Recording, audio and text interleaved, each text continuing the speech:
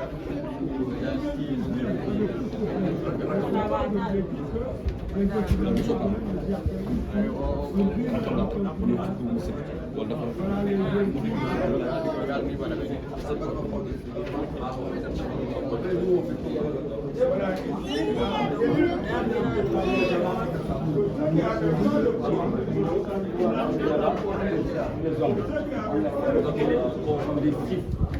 was saying that France, under its revolution of 1789, had slavery abolished in all its colonies.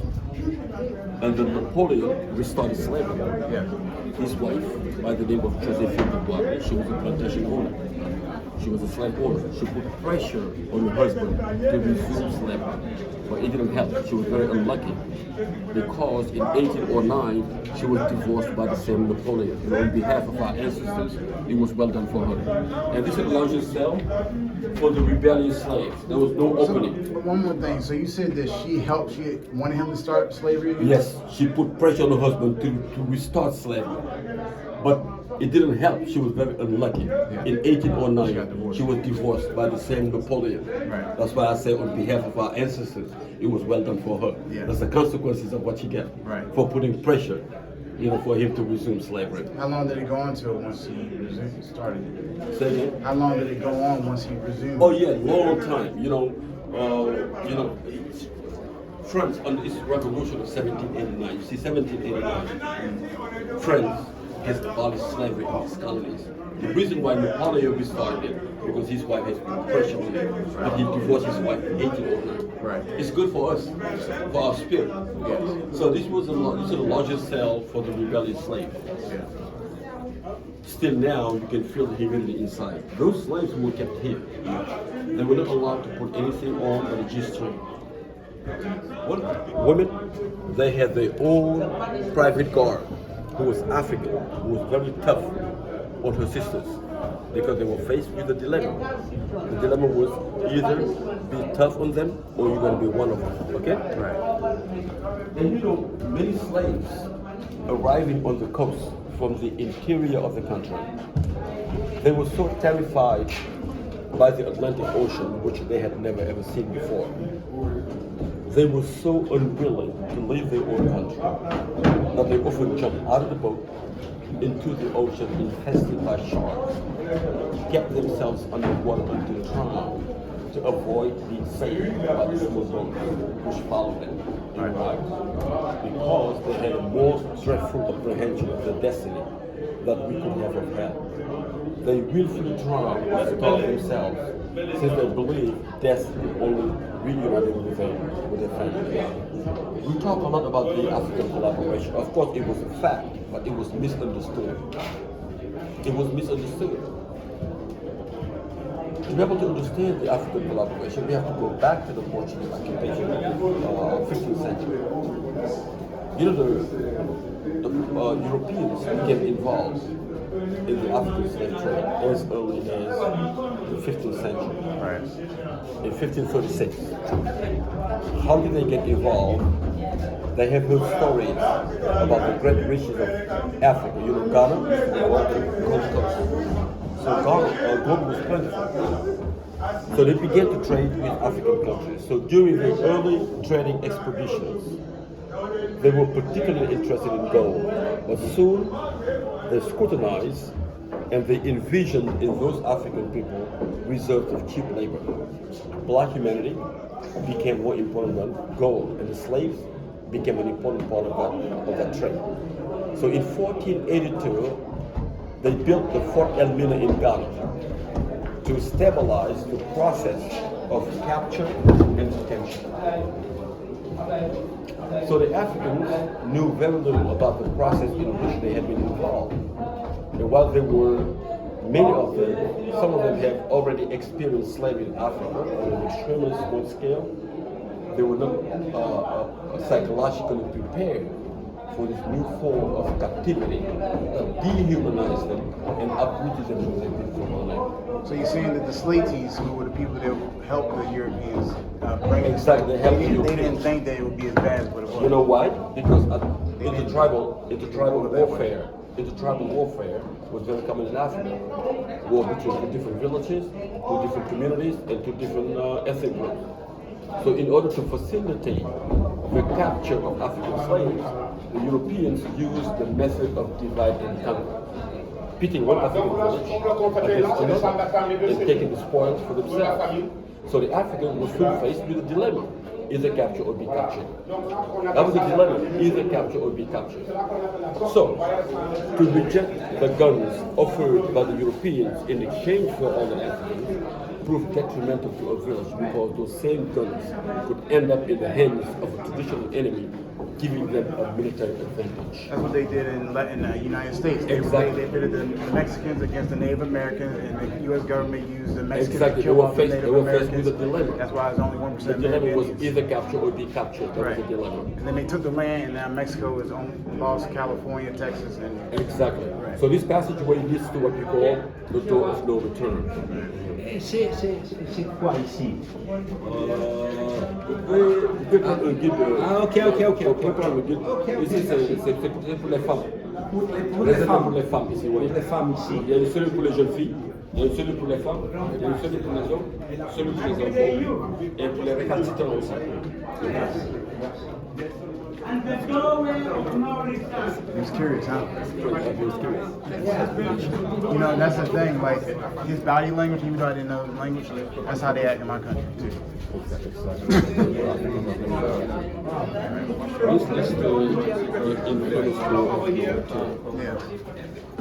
Words cannot describe what it feels like to look out the door of no return. Imagine how much pain was experienced by those Africans who were taken over. From this door, slaves would walk across a wooden bridge directly onto the ship, onto the boats. At the same time, there's a big ship waiting for them to be transported. Their passage through this door marks their final contact with the African soil. Because once they step out of this door, it was bye-bye Africa. There was a way out, but not in. And 20 million slaves were shipped, never to return. When they called this the door of no return, they made a big mistake. Because here you guys are back. It's a big mistake. Big mistake. Here you guys are back. They thought you would never be back. That's why they call it the door of no return. We have millions and millions of coming back now. And visiting Gorée Island, pour libation, sitting over here. Okay? These two, they would use as storage rooms. Once they were put in those storage rooms, that means they're ready to leave. They don't spend the night. Gotta leave. And they were shipped 2 by 2. Okay? So you can come over here. Ici, nous, on fait tout le monde sur place. Papa, très bien. On fait tout le monde sur place. This was storage, male separate from female, okay? Right over here, it was used for the African guards. African guards, they were right in my left. facing over here with their guns pointed to the ship, pointed to the boats. You know why? At every shipment, there were slaves who tried to escape by diving into the water. Unfortunately, even if they were good swimmers, they couldn't go any further.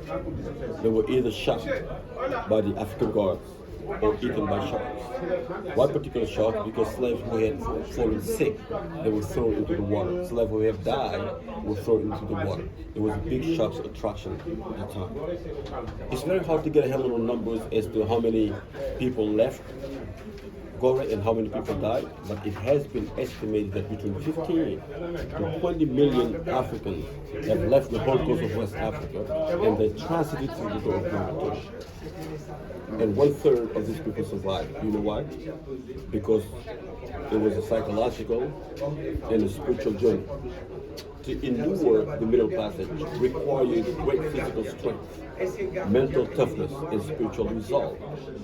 Under inhuman sailing conditions, the trip from Africa to America could be completed in 2 to 3 months. On average, every vessel transported 350 to 400 slaves. According to a recent study, 10,000 slaves a year were leaving Gorée Island. And the death rate was very high, 35 to 40%. In order to compensate for the increase of the death rate, the slave ship was always overloaded so they could have more survivors at arrival. If they put 100 slaves, on average, every vessel transported 350 to 400 slaves. But this is an example. If they put 100, they expect 7 to die only 30 minutes to the U.S. shores and all the shores. Okay. Yeah. So with the permission, you can come over here and take a picture. Well, there's nobody here, so you can just have your camera. There is a way only men will wait. The reason why men will wait to ensure that they make the minimum requirement of 120 pounds. Once they will wait, they have to walk out in a single file to the middle of the slave house. This is where the last slave auction used to take place in Africa. At the same time, you can see slave traders, trainers, buyers, they were leaning over the balcony, overlooking the courtyard right here. At the same time, slaves were fingered like animals to give the buyer an idea of how healthy the slaves were and how much they would cost. Each African race has its own coded values and specialization. It's like a horse breed. And the most selected race was Yoruba. Yoruba are the type of people from West Nigeria and East Benin.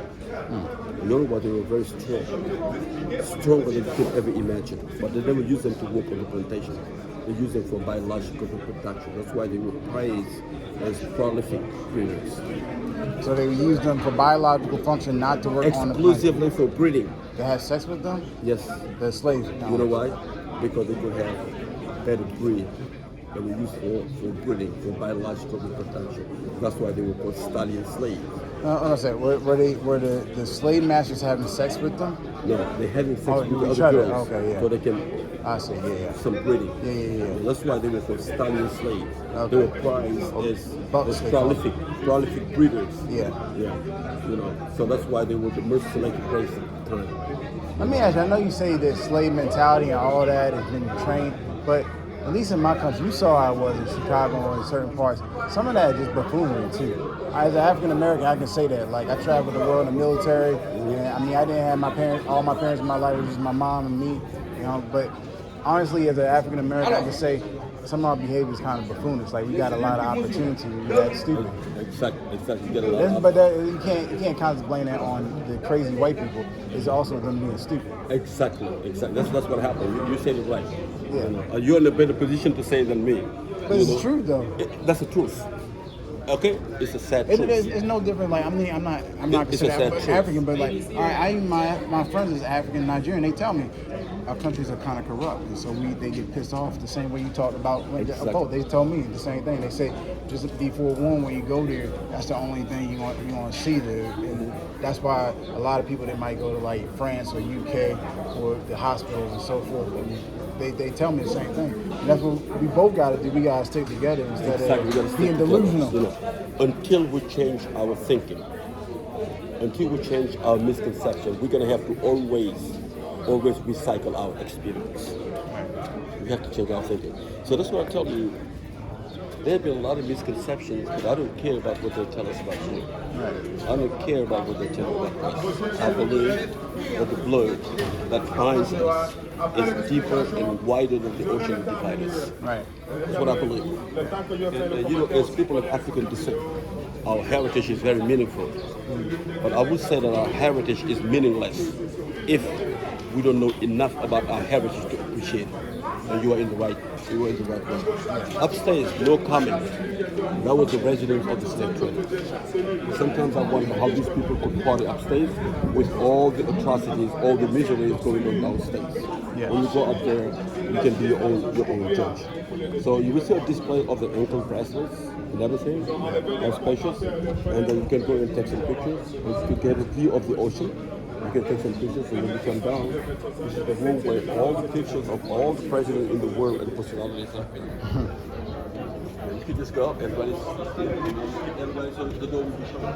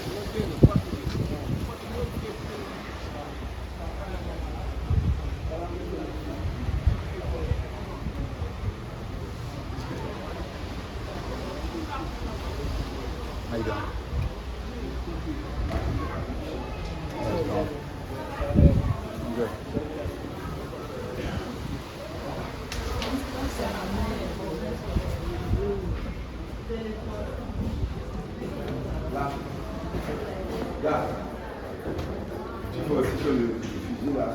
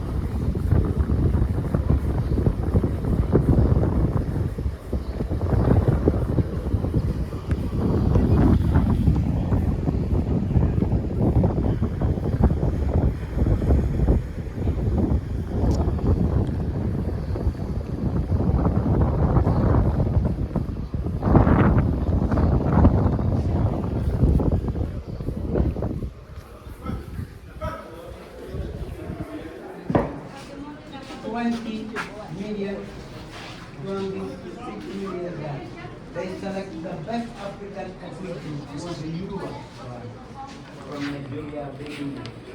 They was called Strong of Fire. The reason when they arrived, they treated the Yoruba photograph production called good flex or style. And they take the volume from here to Cuba, Brazil or Asia. The 13 boxes. It's away on ship. Big like 30 meters long and 8 meters wide. Only 400 on board. One time they 30%. They always overload to get more people. There was 6 weeks from here to South America. And 2 months after South America. That's all they were worth. Il est sorti en février, en novembre.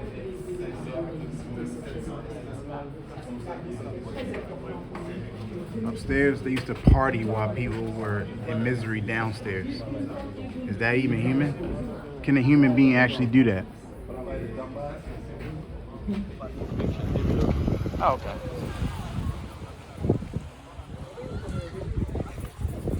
Hello. The name of the airport you flew in, place